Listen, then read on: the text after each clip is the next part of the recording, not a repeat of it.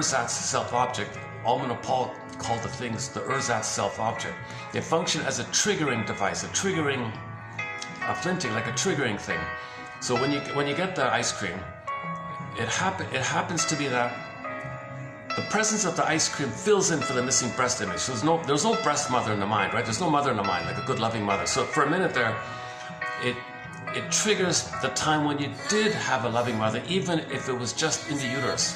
Some kind of blissful oneness of mother, this oceanic feeling, this euphoria, this blissful happiness, participation, mystique, unio, mystica. Okay, you're floating, you're happy, you're Garden of Eden, Shambhala, you're safe, you're in a blissful oneness, symbiotic, merge, la. So that ice cream can trigger the time when you were one with the mother. That triggering mechanism brings up the old experience, the old memories, and that triggering of those past memories or fantasies now blip up they blip up those past memories like a pathological nostalgia of the good old days. And when you remember the good old days of being in a blissful time with the mother, it releases chemistry, the chemistry of oxytocin and serotonin.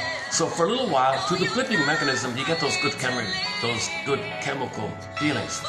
And when you feel safe and loved, the stress you were feeling pushes back. But that was just a blipping thing. The stress comes back. Dopamine says chase for a symbol to trigger the fantasies of happiness, get up those happy chemicals. The painful chemicals push back. Okay? And again, it's a blipping thing, so you do it again. And now you're in this kind of loop where you're chase, fantasy, trigger up good feelings, painful feelings go back. Painful feelings come up, chase for the good feelings, and the painful feelings go back. It comes forward again, chase for a fantasy to push back, get the good feelings which push back the painful feelings, and once again, you're doing a cycling cutting.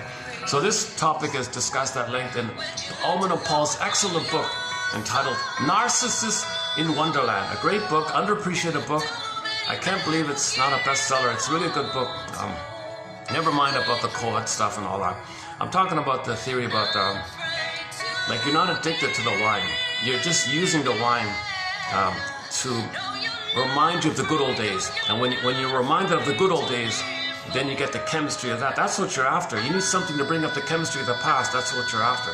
So you're not addicted to wine. You're addicted to the chemistry that's released following the fantasy release of the memory, stimulated by the triggering mechanism of the wine. Right? Yes, sure, of course, there's physical properties that might be involved like that. For example, the concentrated sugar of the fruit juice tells the mammalian part of the brain that the person's safe. So the mammalian part of the brain gets a flood of sugar